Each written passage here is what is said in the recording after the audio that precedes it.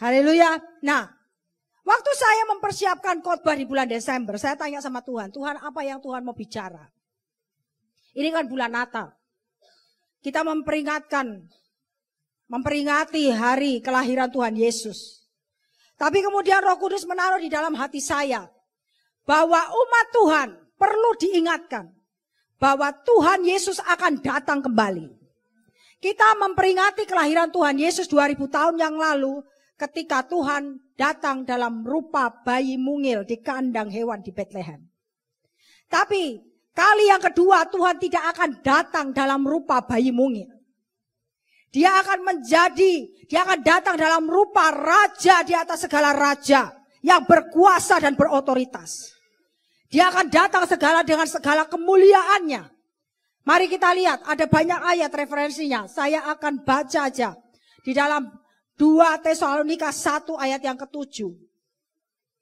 Dan untuk memberikan kelegaan kepada kamu yang ditindas dan juga kepada kami, pada waktu Tuhan Yesus dari dalam sorga menyatakan dirinya bersama dengan malaikat-malaikatnya dalam kuasanya di dalam api yang menyala-nyala.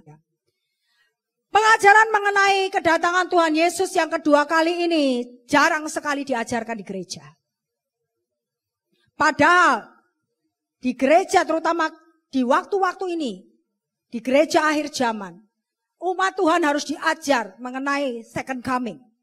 Karena jika tidak diajar, maka hal ini akan membuat gereja menjadi unprepared. Menjadi tidak siap dan tidak tahu apa yang akan terjadi di depan kita. Padahal waktunya sudah sangat dekat. Bapak Ibu, mungkin ada banyak orang-orang yang tidak percaya kepada Tuhan Yesus yang mengolok-olok kita. Mana katanya Tuhanmu bilang mau datang? Waktu sebelum Tuhan Yesus disalibkan, Tuhan berkata bahwa aku akan datang segera. Mana segera? Kok nggak datang-datang? Tuhanmu itu pembohong. Tapi saya beritahu Bapak Ibu, Alkitab sudah menjelaskan. 2 Petrus 3 ayat 8 sampai ke 9. 2 Petrus 3 ayat 8 sampai 9. Akan tetapi saudara-saudaraku yang kekasih, yang satu ini tidak boleh kamu lupakan. Yaitu bahwa di hadapan Tuhan satu hari sama seperti 1000 tahun dan 1000 tahun sama seperti satu hari. Amin. Jadi waktu Tuhan Yesus bilang, aku akan datang segera, di dalam perhitungan Tuhan itu hanya 2 hari, just 2 days.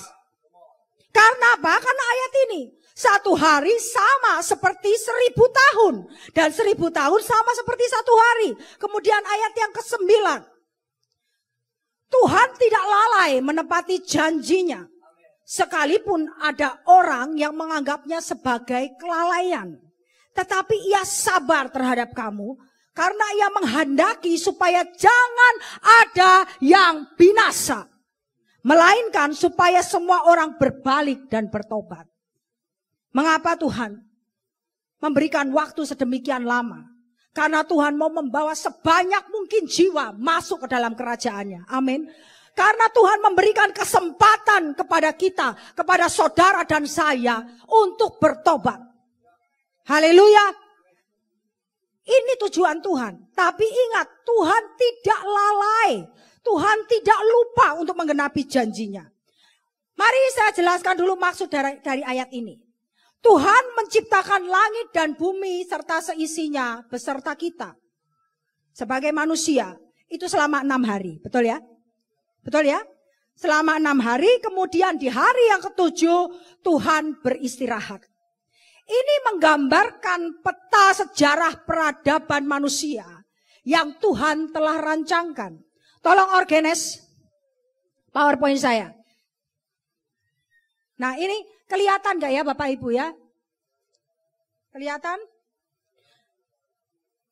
Nah itu dari mulai Adam. Sebentar, ini kenapa ini pointerku ini? Tolong ini pointer saya kok tadi jalan kok sekarang gak jalan. Dalam nama Yesus. Tolong ya. Hah? Nyala enggak? Oh, nyala. Nyala. Where are you? Kok nggak jelas sih? Akhirnya nongol juga. Nah, dari Adam sampai dengan kedatangan Tuhan Yesus yang pertama itu 4.000 tahun. Jelas ya? Dari mulai Adam diciptakan sampai kedatangan Tuhan Yesus yang pertama sebagai bayi Yesus di kandang Bethlehem itu 4.000 tahun. Kemudian dari jarak dari kedatangan yang pertama sampai dengan kedatangan kedua itu 2.000 tahun. Ya, kedatangan pertama sampai dengan kedatangan kedua itu 2.000 tahun, yaitu zaman gereja. Oke, kemudian itu berapa? 4.000 ditambah 2.000 berapa? 6.000. Berarti kalau di dalam hitungannya Tuhan sama dengan 6 hari. Ingat ya, 1.000 hari sama dengan 1 hari. 1 hari sama dengan 1.000. Jadi dari mulai Adam sampai dengan kedatangan Yesus yang pertama itu 4.000. Kedatangan Yesus yang pertama sampai dengan kedatangan yang kedua itu 2.000 tahun. Setelah itu ada 1.000 tahun. Milenium. Milenium itulah hari ke-7 ketika Tuhan istirahat. Ya, makanya di milenium itu masa damai, semuanya tenang, tidak ada perang karena Tuhan Yesus bertahta di atas muka bumi selama 1.000 tahun bersama dengan orang-orang kudusnya. Baru setelah itu ada langit baru dan bumi baru. Itu semua ciptaan yang lama dihancurkan. Ada Yerusalem baru di situ. Jelas sampai di sini? Jelas Bapak Ibu? Mata Anda memandang saya. Itu tanda tidak mengerti atau bagaimana? Saya ulang, ya. 6.000 tahun itu sudah digenapi, hampir digenapi. 4.000 adalah zaman Adam sampai Tuhan Yesus datang pertama. Tuhan Yesus datang pertama sampai Tuhan Yesus datang yang kedua jaraknya 2.000 tahun. Setelah itu milenium. Setelah milenium baru ada Yerusalem baru, langit baru, bumi baru, semua ciptaan lama dihancurkan. Jelas? Jelas, oke. Nah, pertanyaannya, kalau Tuhan merancangkan bahwa zaman gereja itu hanya 2.000 tahun, zaman gereja itu dimulai setelah Tuhan Yesus terangkat ke sorga. Setelah Pentakosta, karena Pentakosta itu adalah hari lahir gereja, itu pada saat Pentakosta. Ya, the first outpouring of the Holy Spirit itu adalah the born day of the church. Jadi kalau masa gereja itu 2.000 tahun, sekarang kita sudah ada di pucuknya toh. Sudah ada di ujung dari hari kedatangan Tuhan yang kedua. Saya enggak ngomong loh nanti tahun 2033 Tuhan Yesus datang. Saya enggak ngomong. Tapi saya mau bicara bahwa di hari ini menurut jamnya Tuhan, kita ini sudah ada di detik-detik terakhir, bukan menit lagi, detik terakhir. Oke?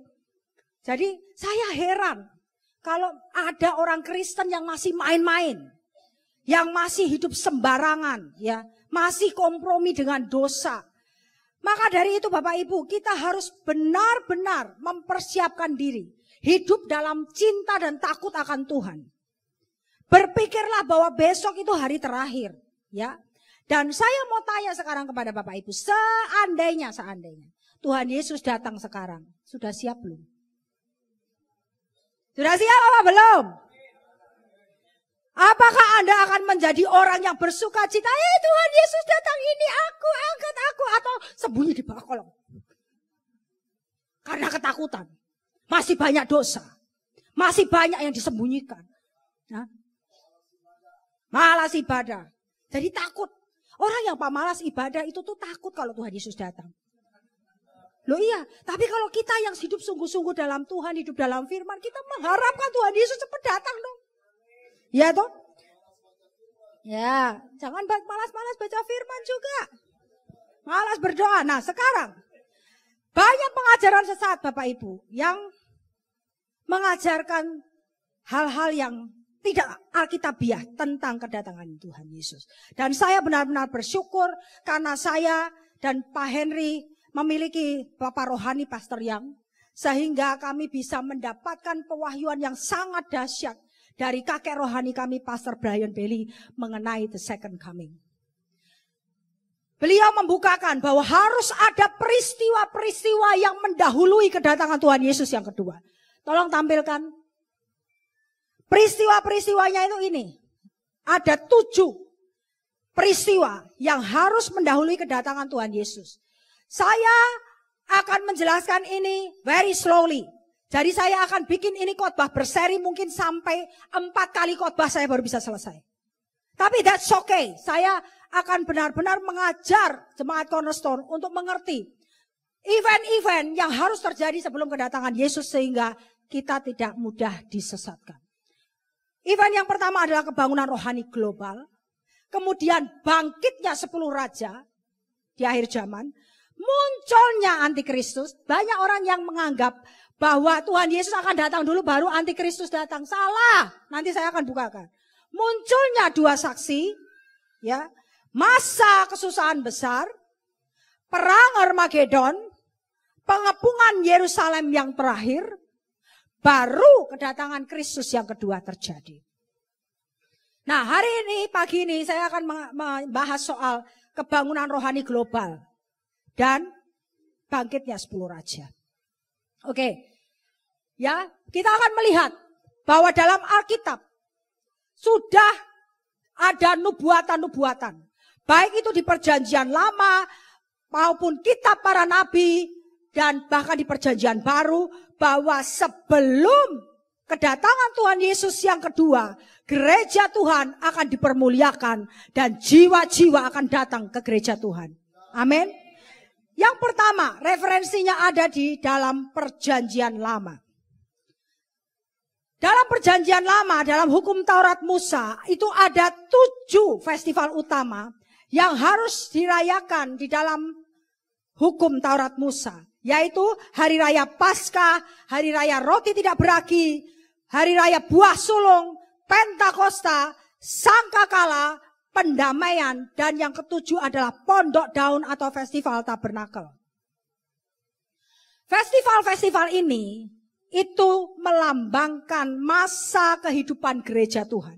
Saya nggak akan bahas ini terlalu detail, tapi saya hanya akan berbicara menekankan kepada hari raya yang terakhir, yaitu Hari Raya Pondok Daun. Di dalam bahasa Inggris, Hari Raya Pondok Daun itu disebut sebagai In-Gathering Festival. In-Gathering Festival yaitu hari mengumpulkan hasil panen. Dan itu mereka harus membawa hasil-hasil yang terbaik kepada Tuhan. Mari kita baca aja di dalam Imamat pasal yang ke-23. Bapak Ibu catat ayatnya 34 sampai 43.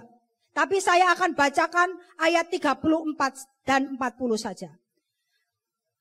Imamat 23 ayat 34. Katakanlah kepada orang Israel begini. Pada hari yang ke-15 bulan yang ke-7 itu ada hari raya Pondok Daun bagi Tuhan 7 hari lamanya. Langsung lompat ayat 40. Pada hari yang pertama kamu harus mengambil buah-buah dari pohon-pohon yang elok, pelepah-pelepah pohon-pohon korma, ranting-ranting dari pohon-pohon yang rimbun dan dari pohon-pohon gandarusa. Dan kamu harus bersukaria di hadapan Tuhan Allahmu 7 hari lamanya. Nah, ini adalah nubuatan tentang gereja akhir zaman, di mana gereja akhir zaman akan mengumpulkan tuaian jiwa-jiwa. Amin. Jelas ya Bapak Ibu ya? Oke, sekarang kita lompat ke kitab para nabi. Ini nubuatannya banyak sekali. Tapi saya akan bacakan 2 aja. Bapak Ibu mungkin boleh catat Yesaya 60 ayat 1 sampai 2. Saya nggak akan baca karena bagian dari kita sudah pada ngerti ayat ini. Yesaya 4 ayat yang ke-5. Tapi saya akan baca Hagai 2 ayat yang ke-9. Hagai 2 ayat yang ke-9. Adapun rumah ini, kemegahannya yang kemudian akan melebihi kemegahannya yang semula firman Tuhan semesta alam. Dan di tempat ini aku akan memberi damai sejahtera. Demikianlah firman Tuhan semesta alam. Tuhan tidak lagi ngomong rumah secara jasmani. Karena Hagai, ini nubuatan ini datang kepada Hagai ketika bangsa Israel lagi sementara mau membangun bait suci di Yerusalem yang sudah dihancurkan oleh Babel. Ya. Dan tidak mungkin kalau Tuhan ngomong rumah ini adalah sesuatu hal yang physically seperti bangunan ini. Kenapa? Karena bait suci Salomo itu disalut dengan emas, Bapak Ibu. Everything is gold. Dan itu barang-barangnya sudah dibawa ke Babel semua, sudah dijara. Jadi Tuhan tidak lagi sementara bicara tentang rumah yang physically, tapi Tuhan lagi sementara berbicara tentang gereja Tuhan. Amin. Gereja Tuhan yang adalah bait kudusnya Tuhan. Haleluya. Bicara tentang Bapak, Ibu, Saudara, dan saya. Inilah yang dinubuatkan oleh Hagai. Gereja Tuhan akan mengalami kemuliaan yang jauh lebih besar. Gereja Tuhan di akhir zaman akan mengalami kemuliaan Tuhan yang jauh lebih besar dari kemuliaan gereja mula-mula. Kalau di zaman gereja mula-mula, para rasul dan juga murid-murid yang lain, mereka melakukan tanda-tanda mujizat yang luar biasa. Hari-hari ini kita akan melakukan mujizat yang jauh lebih besar daripada mereka. Amin. Ada buktinya sudah banyak. Di live streaming kita ibadah ketika KKR, banyak sekali kesaksian yang masuk. Ya, Pak Lewi betul ya. Mereka bilang, saya disembuhkan ketika mendengarkan Pak Henry khotbah. Tiba-tiba mereka punya badan terasa panas dan mereka merasakan kesembuhan setelah itu. Itu tidak terjadi di zaman Yesus, tidak terjadi di zaman para rasul, tapi terjadi di zaman kita. Saya telepon orang, saya doain orang lewat telepon, sembuh. Baru minggu lalu, ada seorang ibu yang jadi jemaat setia live streaming di Manado, yang WA saya malam-malam. Jam 12 habis saya kirim rema, ya, dia terima rema saya, dia berpikir, oh ini Bu Nova masih melek nih. Jadi dia ngirim WA. Bu, tolong doakan anak rohani saya, Esther, ada di Jakarta, sakit, sesak napas, tidak bisa napas, tiba-tiba napasnya tersengal-sengal. Saya sudah 5 watt Bapak Ibu. Saya cuma berdoa, Tuhan Yesus tolong Esther dimanapun dia berada. Tuhan tolong semua sakit penyakitnya, aku ikat, aku patahkan, hancurkan dengan kuasa darah Yesus. Dan aku berdoa melepaskan darah Yesus, kesembuhan terjadi sekarang dalam nama Yesus, amin. Saya tidur. Dan besoknya, pagi-pagi, saya terima WA dari ibu itu. Dan ibu itu bilang, Tuhan, Bu Nova terima kasih. Esther sudah sembuh. Haleluya. Kemuliaan hanya bagi nama Tuhan. Amin. Karena Tuhan menggenapi firman-Nya. Ada lagi dalam Yoel 2 ayat 28-29. Kemudian daripada itu akan terjadi bahwa aku akan mencurahkan rohku ke atas semua manusia. Upon all flesh. Semua manusia itu semua manusia. Maka anak-anakmu laki-laki dan perempuan akan berbuat. Orang-orangmu yang tua akan mendapat mimpi. Teruna-terunamu akan mendapat penglihatan-penglihatan. Juga ke atas hamba-hambamu laki-laki dan perempuan akan kucurahkan rohku pada hari-hari itu. Hari-hari itu tuh kapan? Sekarang. Amin. Ini yang selalu kami deklarasikan. Tuhan genapi firman-Mu dalam Yoel 2 ayat 28-29. Bahwa Tuhan akan mencurahkan roh-Mu ke atas semua manusia. Tuhan bilang semua manusia, ya semua. Berarti tidak peduli dia sekarang agamanya apa. Tidak peduli dia sekarang melakukan apa. Tapi waktu Tuhan mencurahkan rohnya, maka semua orang yang percaya ataupun tidak percaya kepada Yesus, mereka akan dilawat oleh roh Allah. Akan ada tangisan di jalan-jalan, di rumah-rumah, di kota maupun di desa. Bertobat, menangisi, menyesali dosanya. Dan mereka akan dibawa kepada Tuhan. Mereka yang gak pernah kenal siapa itu Yesus, mereka akan berteriak, Tuhan Yesus, anak Daud, ampuni aku. Tuhan Yesus, anak Allah, ampuni aku. Itu yang akan terjadi. Dan ini yang kita nanti-nantikan. Ini doa kami siang dan malam. Bahwa Tuhan Yesus memberikan kesempatan perkenanan kepada gereja kita yang sederhana, yang kecil ini untuk menjadi pembawa revival. Amin. Oleh karena itu Bapak Ibu Saudara berdoa. Berdoa bagi Christmas Bali Blessing Festival. Berdoa bagi jiwa-jiwa. 2.000 jiwa akan datang. Dan akan ada ribuan orang yang menyerahkan hidup kepada Tuhan. Saya bernubuat bahwa Christmas Bali Blessing Festival akan menjadi momentum revival. Menjadi trigger dari revival yang akan terjadi di atas pulau ini. Haleluya. Kemudian nubuatan mengenai kemuliaan gereja dan tuaian akhir zaman yang akan Tuhan bawa kepada gerejanya ada di dalam perjanjian baru. Yaitu di dalam Matius 13 ayat 47 sampai 50. Matius 13, 47 sampai 50. Demikian pula hal kerajaan sorga itu seumpama pukat yang dilabuhkan di laut, lalu mengumpulkan berbagai-bagai jenis ikan. Setelah penuh, pukat itu pun diseret orang ke pantai. Lalu duduklah mereka mengumpulkan ikan yang baik ke dalam pasu dan ikan yang tidak baik mereka buang. Demikianlah juga pada akhir zaman. Malaikat-malaikat akan datang memisahkan orang jahat dari orang benar. Lalu mencampakkan orang jahat ke dalam dapur api. Di sanalah akan terdapat ratapan dan kertakan gigi. Bapak Ibu, pada saat global revival datang, itu tuaian jiwa-jiwa macam-macam yang datang. Modelnya macam-macam. Ya. Ada tuaian yang baik, ada tuaian yang jelek. Orang-orang yang datang hanya untuk menikmati mujizat. Untuk menikmati berkat. Makanya Tuhan izinkan tribulation. Untuk memisahkan mana sih yang kambing, mana sih yang domba. Ya, mana yang ikan baik, mana yang ikan jelek. Bapak Ibu terlalu serius. Satu hari ada bencong mati. Meninggal. Ini bencong Bapak Ibu. Lalu Pak Pendetanya bingung. Ini mau menyebut almarhum, tapi bentuknya almarhumah. Mau menyebut almarhumah, kenyataannya almarhum. Bingung toh Pak Pendeta ini, bagaimana ini? Ya namanya orang bingung, jadinya yang keluar dari mulutnya juga agak kacau balau. Akhirnya pada saat mau memimpin doa, dia berkata kepada semua yang hadir. Bapak Ibu hadirin sekalian, mari kita berdoa untuk aluminium ini supaya dikembalikan di pabriknya yang terakhir. Karena bingung mau ngomong apa. Ya toh?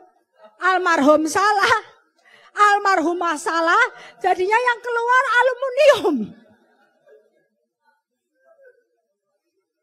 Nah ini tuaian raya yang akan terjadi, akan bawa orang-orang seperti ini. Yes, amin. Saya Bapak Ibu, jujur, saya dapat waktu berdoa, waktu lagi doa keliling dengan Pak Lewi Muti dan tim. Tiba-tiba Tuhan bicara pada saya, persiapkan diri dan persiapkan jemaat. Karena Tuhan akan bawa germo-germo, perempuan-perempuan sundal, orang-orang gay, lesbian akan datang ke gerejamu. Jangan tolak mereka. Mereka akan butuh kasih Tuhan. Haleluya. Tuhan bicara itu sekitar 2 bulan yang lalu. Ini tuaian akan datang. Amin. Tapi kita harus punya hati yang besar. Jangan nanti ketemu orang yang aneh-aneh terus langsung. Tidak boleh. Ya, mereka butuh kasih Tuhan. Lagi. Yakobus 5 ayat yang ke-7. Karena itu saudara-saudara, bersabarlah sampai kepada kedatangan Tuhan. Sesungguhnya petani menantikan hasil yang berharga dari tanahnya dan ia sabar sampai telah turun hujan musim gugur dan hujan musim semi. Hujan musim gugur itu early rain dan hujan musim semi itu later rain. Jadi ini Tuhan berjanji. Di dalam Yakobus ini Tuhan berjanji bahwa akan ada tuaian hasil, ya, hasil yang berharga dari tanah. Setelah early rain and later rain comes together. Amin. Oke. Jelas ya Bapak Ibu? Jadi kita semua harus mempersiapkan diri untuk menyambut global revival. Kita harus menyambut tuaian jiwa-jiwa. Maka dari itu kenapa gereja ini begitu getol. Ya, mempersiapkan penuai-penuai jiwa. Kita buka STTIC. Kalau secara keuangan, untungnya apa? Gak ada untungnya. Ngabisin duit yang ada. Kita membuat training and equipping. Terus kita bikin training and equipping. Tahun depan kita akan buka angkatan 11. Untungnya apa? Gak ada. Capek Bapak Ibu. Kita ini bapak-bapak saya, Pak Henry, ini capek. Tapi kenapa kita mau kerja? Karena kita menyambut tuaian raya. Haleluya. Kita sambut tuaian raya. Kalau kita gak mengerjakan, gereja ini tidak mengerjakan, Bapak Ibu tidak mau terlibat, Tuhan akan pilih orang lain.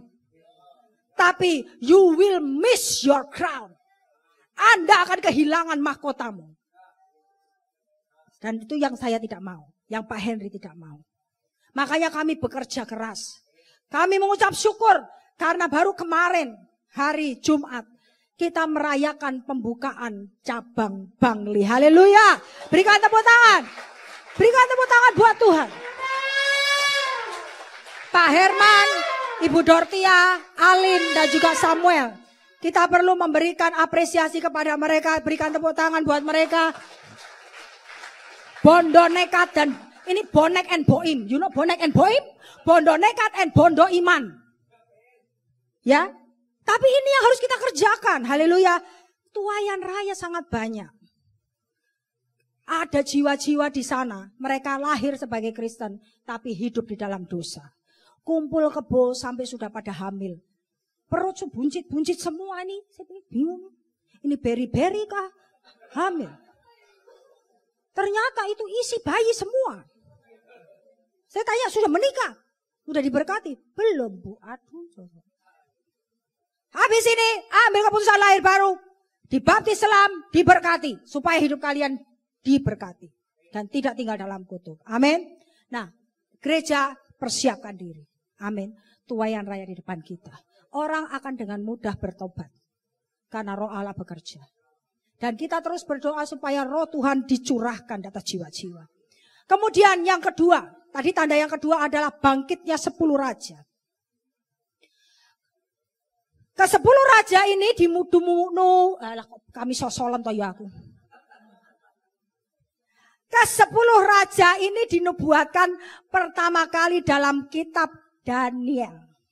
Dan anehnya, Tuhan justru menyingkapkan rahasia akhir zaman ini pertama kali kepada raja kafir yang tidak kenal Tuhan.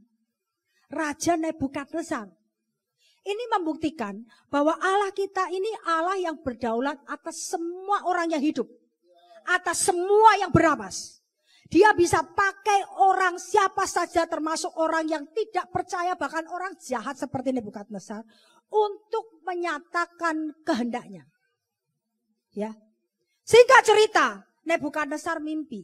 Mimpinya itu membuat dia gelisah. Tapi dia lupa mimpinya apa. Terus dia memaksa semua orang-orang pintar, ahli-ahli nujum, para sarjana yang ada di Babel untuk menceritakan mimpinya sekaligus artinya. Ini kan permintaan yang mustahil. Toh? Dan dia bilang, kalau tidak ada yang bisa mengartikan mimpi saya, menceritakan mimpi saya dan mengartikannya, tak bunuh semua ini orang-orang pintar, ahli-ahli nujum. Buat apa ada di sini? Nah, kemudian berita itu didengar oleh Daniel. Dan Daniel berkata, jangan, beri saya waktu untuk berdoa. Dan Allah yang saya sembah akan menceritakan mimpi dan sekaligus artinya. Dan singkat cerita, demikianlah yang terjadi. Betul ya? Nah, mimpi tentang 10 raja itu kita baca di dalam Daniel 2 ayat 31 sampai 33.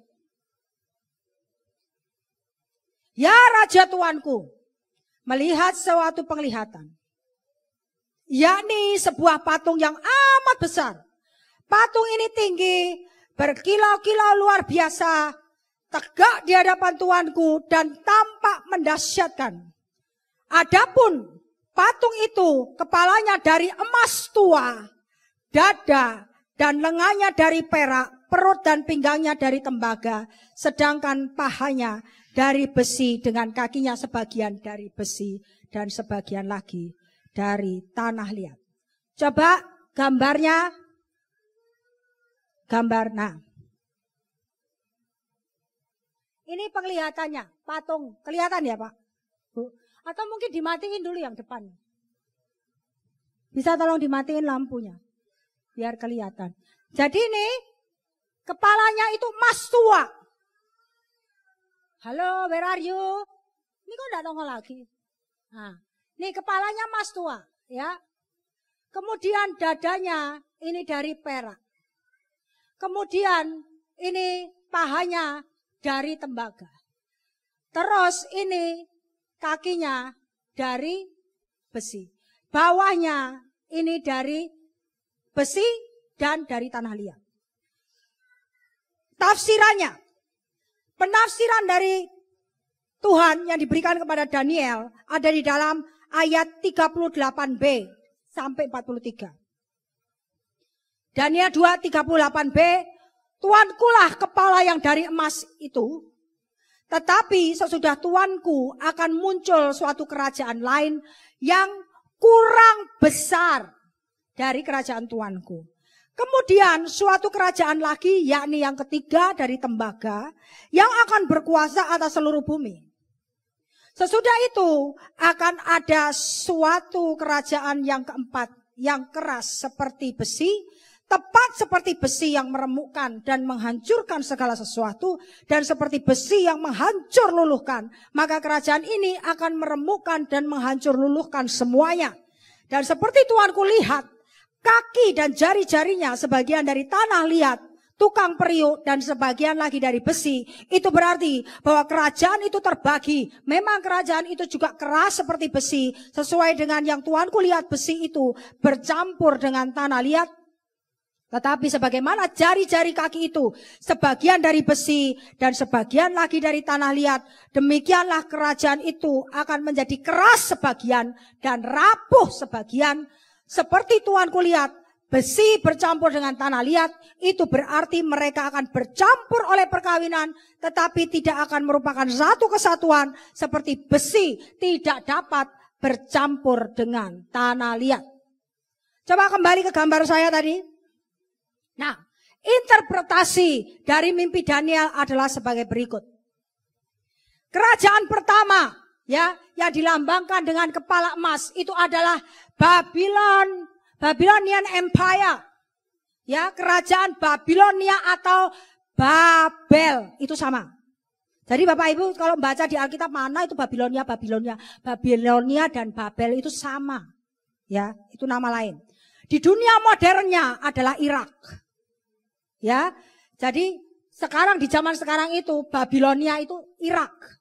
Oke. Kemudian kerajaan yang kedua itu dilambangkan dengan dada dan lengan dari perak adalah kerajaan Media Persia. Di zaman modern adalah Iran. Oke, Media Persia di zaman sekarang itu Iran.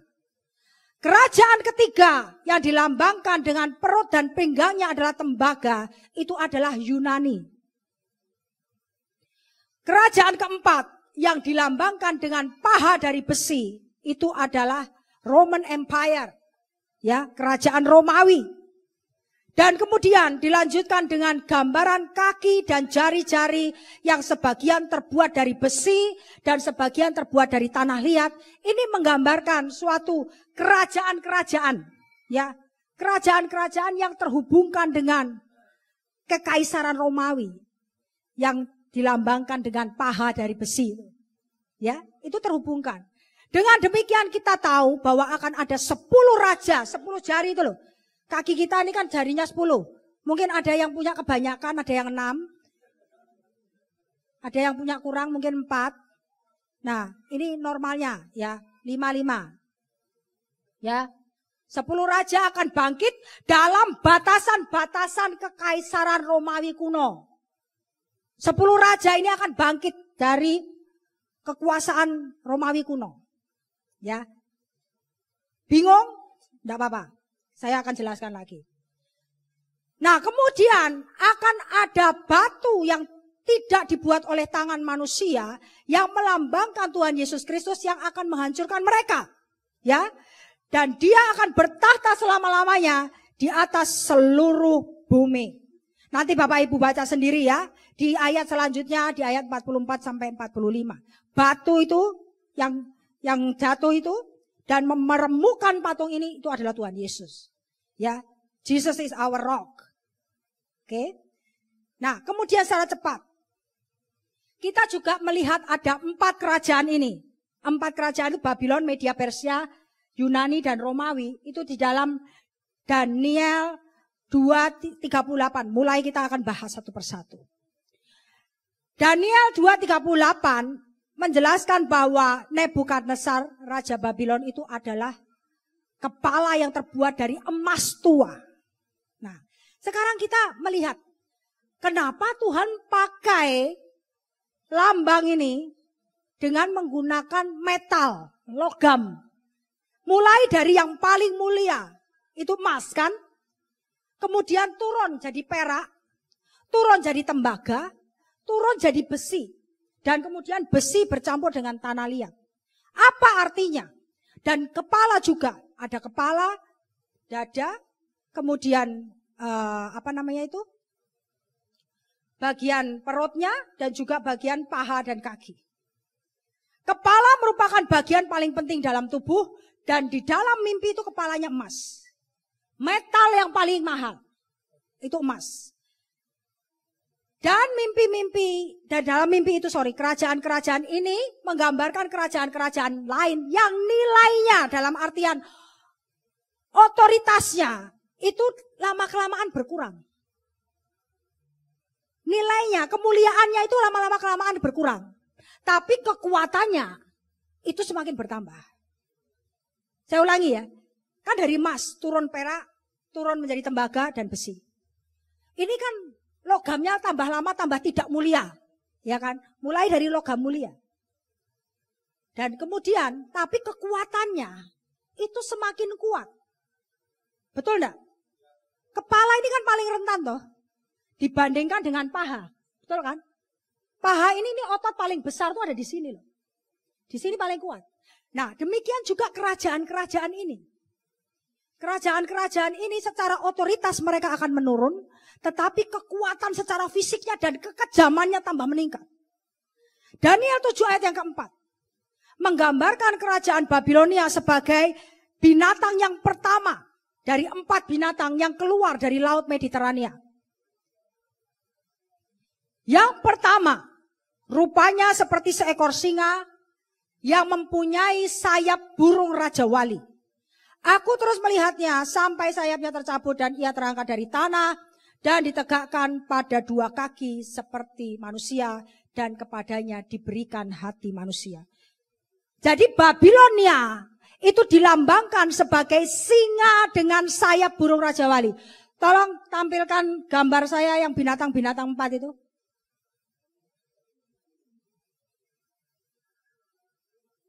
Nah, ini singanya. Raja Peteng ya. Ini singanya. Ini ada sayapnya sebenarnya. Nah, kemudian next slide. Singa dengan sayap itu terukir di tembok-tembok Babilonia kuno. Apa ini kebetulan? Gambar ini terukir di tembok-tembok Babilonia kuno. Ya, di tembok kerajaan itu. Di benteng-bentengnya, di tembok-tembok kota.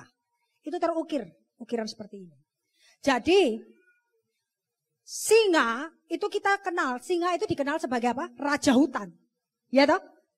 Makanya, otoritas dari Raja Nebukadnezar itu sangat absolut. Dia berkuasa absolut Nebukadnezar itu atas semua jajahannya. Dia yang paling mulia, Raja Nebukadnezar. Paling mulia dan sangat dihormati, sangat ditakuti oleh semua negara-negara jajahannya. Ya, nah kemudian dari kepala emas itu turun ke dada dan lengan yang terbuat dari perak. Kembali ke ini, ke gambar yang patung tadi. Kerajaan gabungan Media Persia disebutkan di dalam Daniel 2 ayat 39 yang tadi kita sudah baca sebagai kerajaan yang kurang besar. Dalam bahasa Inggris lebih bagus, memakai istilah inferior. Inferior itu artinya yang lebih rendah mutunya. Mutunya lebih rendah jika dibandingkan dengan kerajaan Babilonia di zaman pemerintahan Nebukadnezar. Perak juga kurang berharga dibandingkan emas, ya toh? Tapi lebih kuat. Kalau kita beli emas murni itu pakai tangan aja dipencet itu tuh bisa bengkok, ya kan? Emas murni. Nah, kalau perak enggak, perak lebih kuat, tapi nilainya lebih rendah. Jadi artinya apa? Meskipun teritori atau luasan kekuasaan dari kerajaan Media Persia itu lebih luas, ya, tetapi mereka punya otoritas itu kurang. Kekejaman orang-orang Media Persia itu tuh sangat kejam. Tapi mereka punya otoritas itu tidak absolut, tidak seperti Raja Nebukadnezar. Buktinya ada di dalam Daniel 6 ayat yang ke-8. Bahwa apa yang sudah diputuskan oleh Raja Persia, dia tidak bisa batalkan dekret atau keputusan yang telah mereka tanda tangani dan mereka telah stempel dengan cincin meterainya itu. Tidak bisa dibatalkan sampai ada peraturan yang baru, sampai ada keputusan yang baru. Contoh dalam Daniel 6 ayat 8. Oleh sebab itu ya Raja, keluarkanlah larangan itu dan buatlah suatu surat perintah yang tidak dapat diubah menurut undang-undang orang Media dan Persia dan tidak dapat dicabut kembali. Coba. Ini raja, makanya begitu raja tahu, Raja Persia tahu, waktu itu Daniel harus masuk ke dalam kandang singa, kan dia tidak bisa batalkan, toh? Dia nggak bisa batalkan. Demikian juga terjadi pada zamannya Esther. Esther 8 ayat 8. Tuliskanlah atas nama raja apa yang kamu pandang baik tentang orang Yahudi dan meteraikanlah surat itu dengan cincin meterai raja. Karena surat yang dituliskan atas nama raja dan dimeteraikan dengan cincin meterai raja tidak dapat ditarik kembali. Ini membuktikan bahwa kekuasaan raja-raja Media Persia itu lebih rendah dibandingkan dengan Raja Babel. Karena mereka tidak memiliki kuasa yang absolut. Sekali keputusan dekret itu sudah ditandatangani yang dimeteraikan, tidak bisa dibatalkan. Nah, Media Persia itu merupakan binatang kedua yang dilihat oleh Daniel dalam Daniel 7 ayat yang ke-5. Dan tampak ada seekor binatang yang lain. Yang kedua, rupanya seperti beruang. Ia berdiri pada sisinya yang sebelah dan 3 tulang rusuk masih ada di dalam mulutnya di antara giginya. Dan demikianlah dikatakan kepadanya, ayo makanlah daging banyak-banyak. Coba yang tadi gambar binatang-binatang itu. Tolong organis. Nah, ini beruang. Ya, ini beruangnya lagi makan. Kerajaan Media Persia digambarkan sebagai beruang yang haus darah. Dan reputasi mereka sebagai pencuri. Mereka ini banyak jadi perampok. Orang-orang Persia itu banyak jadi perampok. Banyak jadi penjara. Ya. Nah inilah dilambangkan oleh beruang. Kemudian sekarang kita bergerak ke kerajaan ketiga. Yang bangkit setelah kerajaan Media Persia. Digambarkan dengan tembaga. Balik ke gambar yang tadi, yang patung. Tembaga juga kurang bermutu dibandingkan dengan perak. Tapi lebih kuat lagi. Lebih kuat. Dari sejarah kita tahu bahwa yang menggantikan Media Persia adalah kerajaan Yunani. Ya, kerajaan Yunani, Daniel 7 ayat yang ke-6. Balik ke binatang-binatang tadi. Kemudian aku melihat tampak seekor binatang yang lain, rupanya seperti macan tutul. Ada 4 sayap burung pada punggungnya. Lagi pula binatang itu berkepala 4 dan kepadanya diberikan kekuasaan. Ini menggambarkan kerajaan Yunani dengan macan tutul dengan 4 sayap dan 4 kepala. Nah, nih macan tutulnya. Ya, 4 kepala, 4 sayap. Macan tutul itu adalah salah satu dari binatang tercepat. Dan deskripsinya ini pas dengan Alexander Agung yang menaklukkan bangsa-bangsa di dunia. Ya, ini Yunani. Setelah Yunani, bangkit kerajaan keempat yang memerintah, yaitu Romawi. Di tahun 63 sebelum Masehi, Pompei, seorang jenderal Romawi, menyerang Syria dan Palestina dan mengambil alih Yerusalem. Pada waktu itu, Roma itu adalah negara republik. Tetapi di bawah Kaisar Octavius Augustus, Roma menjadi sebuah kekaisaran yang berkuasa atas area di sekitar Laut Mediterania. Nah, Daniel menggambarkan Roma sebagai paha yang terbuat dari besi. Ya, tadi kita udah baca, besi itu tidak berharga, betul ya? Kalau dibandingkan dengan emas, perak, tembaga. Tetapi jauh lebih kuat dari semua jenis logam itu. Maka dari itu adalah benar bahwa kerajaan Romawi lebih besar dibandingkan dengan kerajaan-kerajaan yang sebelumnya. Tetapi tidak memiliki kekuasaan yang absolut atas provinsi-provinsi di bawahnya. Bapak Ibu tahu bahwa Kaisar Romawi yang pertama yang bernama Kaisar Agustus itu disebut sebagai yang pertama di antara yang sederajat di dalam senat. Jadi dia cuma dianggap yang pertama di antara senat. Jadi equal gitu loh. Nah, sekarang Bapak Ibu, di dalam Wahyu yang ke-17 kembali kita melihat 10 raja yang digambarkan dengan 10 jari. Tadi kan yang paling bawah, coba organize. Yang paling bawah itu kan jari kaki yang tercampur antara besi dengan tanah liat ya, betul ya. Nah jarinya separuh yang 5 itu besi, yang separuh yang 5 itu terbuat dari tanah liat. Nah ini sudah ada binatang ini akan muncul. Ya, di dalam Daniel 7 ayat yang ke-7, binatang yang keempat. Binatang yang keempat.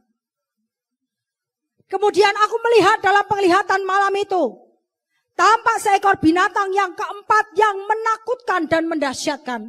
Dan ia sangat kuat. Ia bergigi besar dari besi, ia melahap dan meremukkan, dan sisanya diinjak-injaknya dengan kakinya. Ia berbeda dengan segala binatang yang terdahulu, lagi pula ia bertanduk 10. Tolong gambar yang binatang semua itu. Nah ini yang pojok, kelihatan enggak? Yang pojok ini. Mungkin bisa di zoom. Itu tanduknya ada 10. Nah, nih ya. Mengerikan.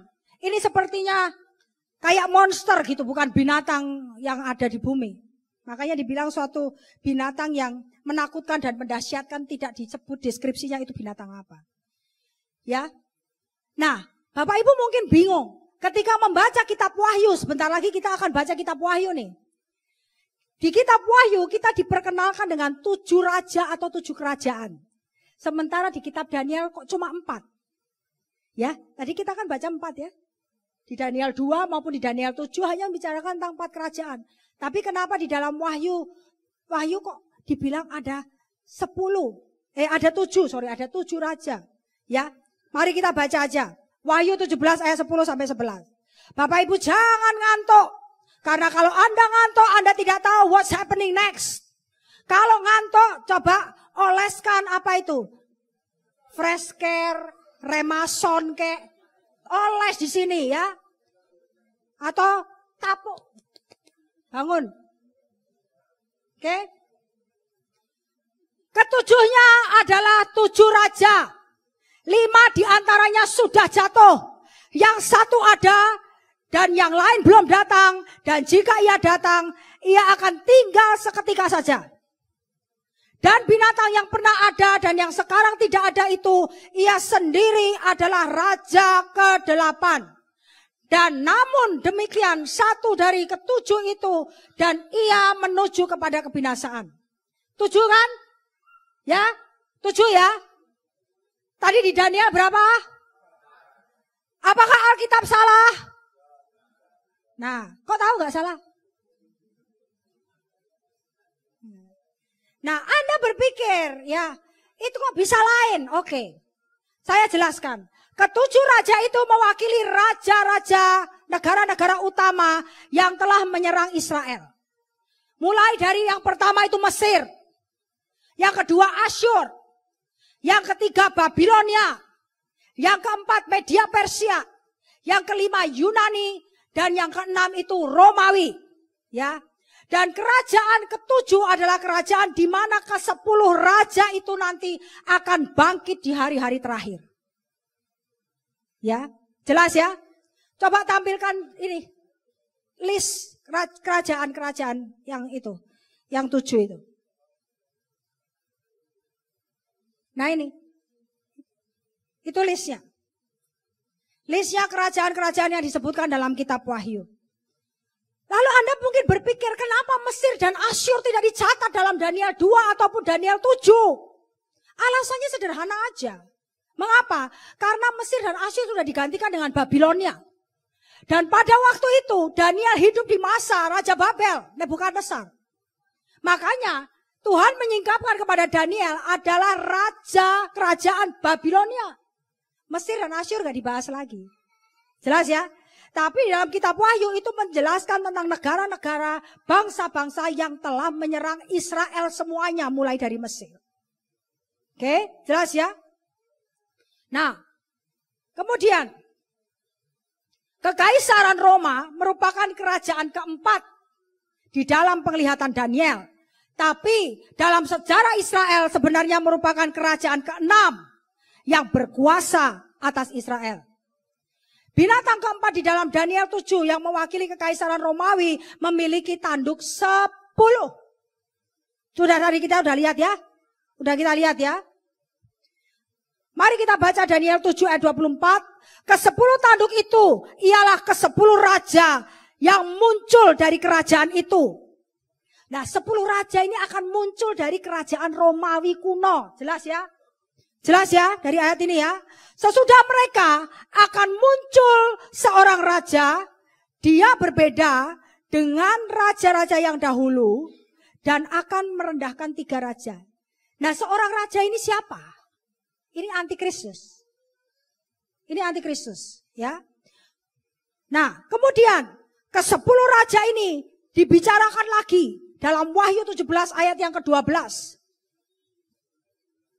Dan ke-10 tanduk yang telah kau lihat itu adalah 10 raja yang belum mulai memerintah, tetapi 1 jam lamanya mereka akan menerima kuasa sebagai raja bersama-sama dengan binatang itu. Jadi Bapak Ibu, ke-10 raja ini atau ke-10 kerajaan ini belum ada pada saat penulisan kitab Wahyu. Belum ada. Kitab Wahyu itu ditulis pada tahun sekitar 90 Masehi oleh Rasul Yohanes. Kerajaan-kerajaan ini baru akan muncul, 10 raja ini baru akan muncul sesaat sebelum munculnya Antikristus. Jelas Bapak Ibu? Jelas ya? Ini manggut-manggut nih, manggut-manggut ngantuk atau manggut-manggut ngerti? Saya tahu materinya ini berat, tapi saya harus ngajar. Yang mau dengar puji Tuhan, haleluya. Yang tidak mau dengar ya tetap puji Tuhan. Karena saya melakukan tugas saya, amin. Nah, kita tidak boleh mengambil kesimpulan terlalu cepat. Banyak orang yang menganggap bahwa 10 bangsa ini adalah masyarakat ekonomi Eropa. Ada yang menganggap bahwa itu adalah Uni Eropa atau European Common Market. Bukan. Kita tidak boleh berspekulasi, tetapi kita harus menunggu-nunggu waktunya Tuhan untuk menyatakan dengan jelas siapa sebenarnya 10 raja ini. Kalau saya pribadi, saya punya keyakinan bahwa 10 raja ini akan bikin satu perserikatan atau satu persekutuan baru menjelang munculnya Antikristus. Ya, 10 raja ini disebut kerajaan. Jadi mereka ini terpisahkan, tapi mereka akan dipersatukan. Ya, mereka akan dipersatukan. Mereka akan bikin satu perserikatan. Dan mereka akan memerintah selama 1 jam untuk waktu yang sangat singkat. Dan kuasa mereka itu berasal dari Antikristus. Ya. Kemudian, Wahyu 17 ayat 13. Mereka seia sekata. Seia sekata ini yang 10 raja. Kekuatan dan kekuasaan mereka berikan kepada binatang itu. Binatang itu ya Antikristus. Nah, ke-10 raja ini akan dipersatukan dalam penentuan mereka untuk memberikan kekuasaan dan kekuatan mereka kepada Antikristus. Ini Tuhan. Tuhan Allah kita yang memberikan hasrat itu di dalam hati mereka sehingga mereka mau bersekutu dengan Antikristus. Tapi kemudian Antikristus akan menaklukkan atau menundukkan 3 raja. Seperti nubuatan Nabi Daniel tadi. Akan menaklukkan dan menundukkan 3 dari 10 raja. Sepertinya karena mereka 3 orang raja ini kurang kurang tunduk. Tidak sepenuh hati mau mengikuti Antikristus. Dan 3 raja ini ditaklukkan oleh Antikristus. Ya. Raja-raja ini kemudian akan menolong Antikristus untuk berperang melawan Tuhan Yesus pada perang Harmagedon. Tapi tenang, Tuhan akan mengalahkan mereka, itu pasti. Amin. Nah, ini raja-raja ini yang akan bekerja bersama-sama dengan Antikristus untuk mengadakan perang dengan Tuhan. Nah, kemudian ke-10 raja ini membenci perempuan di dalam kitab Wahyu. Siapa perempuan ini? Wahyu 17 ayat 16 sampai 18. Dan ke-10 tanduk yang telah kau lihat itu, serta binatang itu akan membenci pelacur itu. Dan mereka akan membuat dia menjadi sunyi dan telanjang. Dan mereka akan memakan dagingnya dan membakarnya dengan api. Sebab Allah telah menerangi hati mereka untuk melakukan kehendaknya dengan seia sekata dan untuk memberikan pemerintahan mereka kepada binatang itu sampai segala firman Allah telah digenapi. Dan perempuan yang telah kau lihat itu adalah kota besar yang memerintah atas raja-raja di bumi. Bapak Ibu, Alkitab selalu menjelaskan tentang 2 perempuan. Perempuan yang kudus dan perempuan sundal. Ya. Sarah dan Hagar, Hana dan Penina. Dan ini perempuan, nanti akan ada perempuan lagi. Perempuan juga menggambarkan gereja. Perempuan yang kudus yang dituliskan dalam Wahyu 12 itu adalah perempuan yang melambangkan gereja yang melahirkan. Nanti saya akan bahas melahirkan anak laki-laki yang merupakan sekumpulan eksklusif dari orang-orang yang benar-benar cinta dan takut akan Tuhan, bayar harga untuk melayani Tuhan. Tapi perempuan pelacur ini yang disebutkan dalam Wahyu 17 yang barusan kita baca, ini adalah gereja sesat. Gereja yang sesat yang membuat umat Tuhan itu menyimpang dari jalan-jalan Tuhan. Yang melakukan kompromi-kompromi dengan dosa. Ya, jadi jangan bilang bahwa gereja semuanya sama saja. It's not. Ya, tidak semua gereja sama. Yang ngomong gereja itu sama itu tidak pernah baca Alkitab. Ya, gereja ini akan dihancurkan oleh 10 raja itu tadi. Ya, kemudian Bapak Ibu, 10 raja ini harus muncul sekali lagi sebelum Antikristus menampakkan dirinya kepada dunia. Listnya saya ulang lagi. Tolong tampilkan.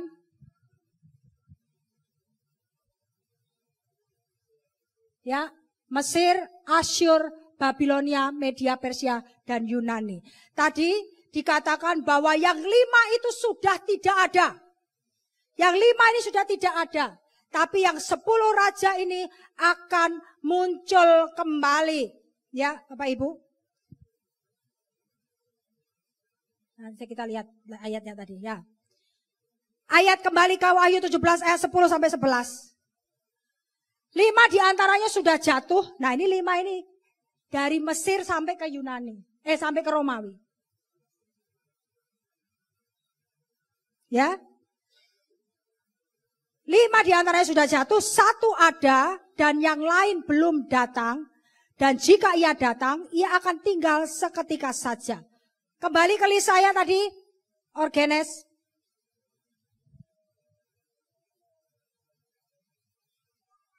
Tolong Orgenes. Nah, ya.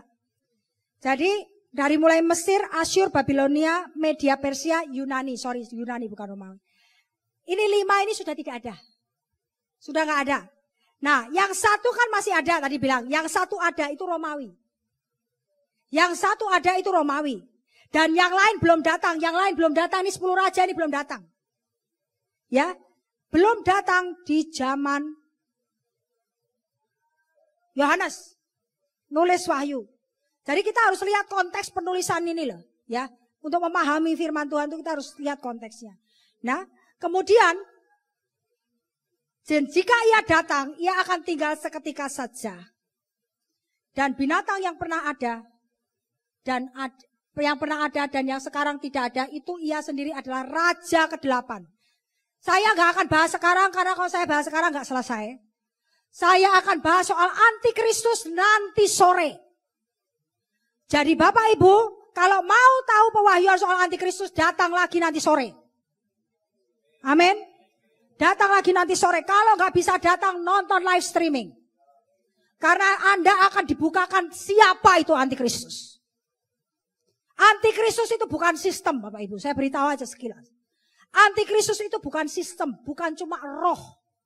Antikristus itu a person, satu pribadi, manusia beneran.